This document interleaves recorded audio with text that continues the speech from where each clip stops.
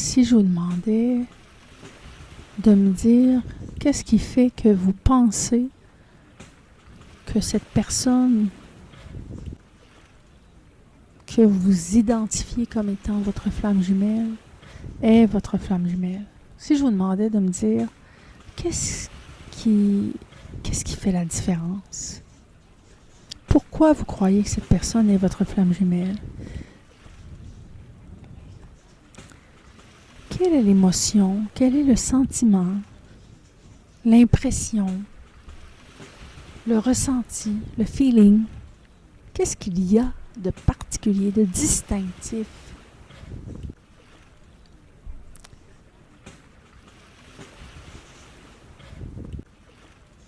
à cette personne et surtout à ce contact entre vous et cette personne?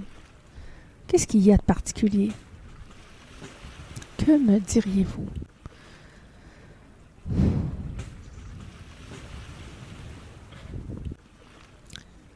Moi, personnellement, je vous dirais que c'est la joie. Je sais que ça peut paraître cucu, ça peut sembler un peu fleur bleue. Il y a quelque chose dans la joie qui peut être un répulsif pour les gens qui ne la ressentent pas. Quand on est malheureux, quand on est triste, quand on a la peine, quand on a le blues, quand on est anxieux, dépressif, on n'est pas forcément enclin à parler de joie. Il y a quelque chose il y a quelque chose dans la joie qui fait penser au calinours. Hein? Il y a quelque chose d'un peu turn-off dans le concept de la joie quand on est quelqu'un de réaliste, quand on est quelqu'un de pratico-pratique, quelqu'un qui travaille 9 to 5, qui porte une cravate. Il y a quelque chose d'un peu artificiel peut-être dans le concept de la joie pour quelqu'un qui ne la ressent pas ou qui s'en est éloigné. Pour moi, la joie, ça me fait penser à ma jeunesse, à mon enfance surtout. La joie, c'est un enfant qui joue dans la boue, qui saute dans des flaques d'eau. La joie, c'est à la fois quelque chose d'extraordinaire, presque inaccessible, et en même temps quelque chose de tout simple. Et c'est probablement ce qui fait que c'est si unique et si distinctif, si remarquable, et sans doute, c'est cette chose qui a attiré mon attention. Alors pour moi, quand je vous parle de la joie, quand je pense à ma flamme jumelle, je peux vous dire que une des choses qui m'a donné un indice qu'il se passait quelque chose de particulier avec cette personne, et je ne connaissais pas le concept des flammes jumelles à l'époque. À peine si je ne connaissais pas le concept de flammes jumelles, et à peine si j'étais familière avec le concept d'âme sœur. Pour moi, c'était quelque chose du domaine d'Hollywood ou de Walt Disney. C'était pas quelque chose de réaliste. Pour moi, qu'est-ce qui a fait la différence? Qu'est-ce qui a fait que tout à coup, je me suis rendu compte qu'il est en train de se produire quelque chose de particulier? C'est que j'ai réalisé que à chaque fois où je rencontrais cette personne, je sentais mon cœur se réjouir. Et c'est très particulier. Je sentais mon cœur comme un petit enfant. Vous savez, un petit enfant très très jeune. J'ai envie de dire même un bébé. Qui va voir devant lui, par exemple, un petit animal, un chaton, par exemple. L'enfant ne se censure pas, il n'est pas encore conditionné par les réflexes sociaux, il n'est pas encore bourré de restrictions psychologiques ou quoi que ce soit.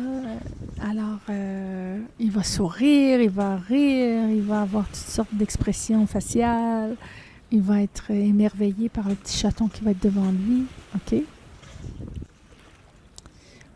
Moi,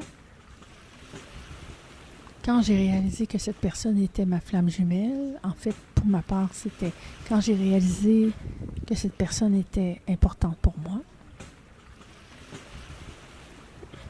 le premier sentiment ou la première émotion que j'ai ressentie, c'était clairement de la joie. C'était de la joie.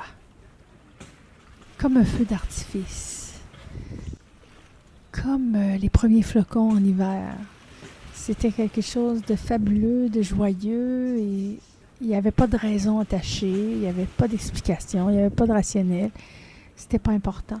Et lorsque je pensais à cette personne et que cette personne, par exemple, s'éloignait, quittait la soirée, revenait, alors j'étais soit triste comme un enfant à qui on retire son nounours, ou très excitée, très joyeuse, avec beaucoup de simplicité et d'une façon très candide, comme un enfant à qui on rend son jouet. Vous voyez ce que je veux dire? Alors, la joie dans la relation de flamme jumelle, je crois que c'est quelque chose qui est vraiment très important. Pardon. Et ce n'est pas seulement de l'excitation sexuelle, ce n'est pas de l'attirance seulement, ce n'est pas de l'amour d'abord. C'est une joie profonde.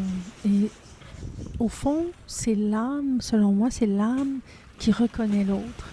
C'est l'âme qui reconnaît l'autre et qui s'émerveille du miracle de la rencontre, du miracle des retrouvailles. Peu importe, qui s'émerveille tout court, en fin de compte. La joie, c'est ça.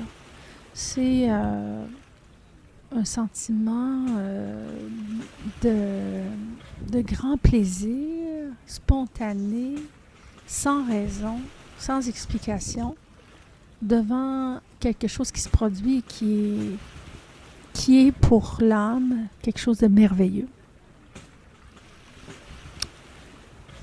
Alors, en quelques mots, je voulais juste vous partager ceci, tout simplement pour vous dire,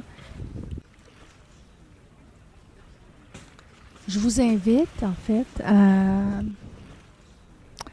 à penser à votre relation avec la personne que vous identifiez comme étant votre flamme jumelle et à vous demander, est-ce que je ressens de la joie en pensant à cette personne? Vous savez, l'amour a toujours sa place. Selon moi, on peut aimer beaucoup de personnes, même au même moment, mais probablement de façon différente. Et il n'y a rien de mal là-dedans. Mais la relation à la flamme jumelle, c'est une relation qui amène beaucoup de joie. Bien sûr qu'il peut y avoir des frustrations, le manque lorsque la personne est absente, la confusion, toutes sortes de questionnements, bien sûr, particulièrement dû au fait de la séparation qui survient inévitablement à un certain moment lorsque les cartes sont déposées sur table, lorsqu'on se dit des choses et qu'on s'avoue des choses. Mais dans les faits,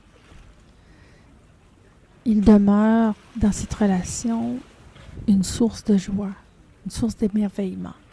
On est émerveillé d'avoir rencontré cette personne. On est presque incrédule devant le fait d'avoir rencontré cette personne. On se dit, mais quel miracle, quelle joie, quel bonheur. Évidemment, ça peut varier dans le temps, bien sûr, qu'il peut y avoir des fluctuations dans les émotions, c'est bien clair. Mais au-delà des émotions, dans les sentiments les plus purs, il y a la joie. Il y a la joie d'avoir rencontré l'autre, il y a la joie de se reconnaître dans l'autre, il y a la joie de se sentir bien avec l'autre. Il y a la joie de ressentir l'amour pour l'autre. Il y a la joie tout court. Et sans affirmer que j'ai raison, je pense que c'est peut-être quelque chose qui augmente avec le temps. En fait, au début, il y a beaucoup de joie, mais beaucoup de précarité dans la relation, bien sûr, ce qui fait que la joie est entachée par une certaine inquiétude, une certaine fébrilité.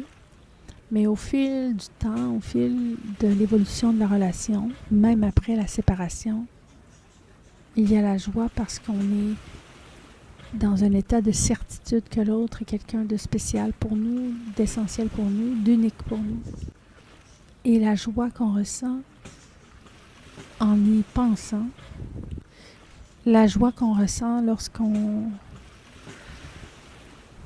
pense à l'autre, lorsqu'on voit l'autre, c'est comme s'il y avait... On sent son cœur sourire, on sent son cœur comme un petit animal qui court vers l'autre, comme un petit animal qui court vers son maître, qui entre à la maison, qui se réjouit de le voir arriver. Le cœur est un petit animal sans malice et tout en pureté, et tout en joie et en spontanéité aussi. Alors, pour ma part, je pose l'hypothèse en toute humilité que lorsqu'on a rencontré sa flamme jumelle, notre cœur nous parle ou nous donne des indices de ce qui se passe en nous et de ce qui se passe pour nous. Et la joie qu'on ressent est vraiment une joie pure et sans aucune arrière-pensée, une joie comme un petit animal qui se réjouit de voir son maître qui le prend dans ses bras. Une joie sans attente, une joie qui s'élance vers l'autre sans aucune inquiétude de ce qui pourrait se produire, sans arrière-pensée, qui prend le risque d'être entièrement joyeux et de se lancer dans ce sentiment. C'est une joie sans malice et sans arrière-pensée, spontanée, pure et naïve aussi. C'est pourquoi on ne peut pas vraiment raisonner les sentiments d'une personne qui a rencontré son autre, sa flamme jumelle. Alors écoutez, je n'avais pas de conseils à vous donner aujourd'hui. Tout simplement, je voulais partager avec vous cette pensée ou alors ce sentiment, cet insight qui m'est venu à propos de la joie des flammes jumelles. Je pense que ça mérite d'être porté à l'attention des gens qui sont concernés. Je vous le propose comme étant un sujet de réflexion. La joie, c'est vraiment quelque chose qui est propre, qui est particulier aux flammes jumelles. Je pense que l'amour qui se produit habituellement est souvent source d'inquiétude et de tracas et de souffrance. Bien sûr que les flammes jumelles ont leur questionnement, bien sûr que les flammes jumelles ont leur inquiétude, leur introspection et tout. Cependant, je pense que plus la relation avance, plus la situation évolue, plus les gens se rendent compte, les personnes concernées, se rendent compte que la joie est toujours présente et que lorsqu'ils pensent à l'autre, leur flamme jumelle, la joie est toujours au cœur de leur relation et c'est sans doute ce qui lui donne toute sa légitimité et ce qui permet aux personnes de traverser les épreuves qui les attendent, notamment avec la séparation. Et c'est sans doute aussi ce qui lui confère toute sa dimension plus spirituelle. Alors, effectivement, les personnes concernées, les gens qui ont rencontré leur flamme jumelle ou la personne qu'ils identifient comme étant leur flamme jumelle, évoluent dans une acceptation de ce qui est et deviennent de plus en plus calmes et paisibles et acceptent et lâchent prise devant les événements malgré les défis et demeurent paisibles, calmes et convaincus de ce qu'ils ressentent et de l'authenticité de ce qu'ils vivent. Et la beauté de toute cette affaire, c'est qu'au final, la joie demeure. Et au fond, de quoi avons-nous besoin de plus lorsque nous avons la joie? Alors voilà, c'était les pensées que j'avais envie de partager avec vous aujourd'hui. Je vous salue. Je vous souhaite une belle fin de soirée et à la prochaine. Prenez soin de vous. Au revoir.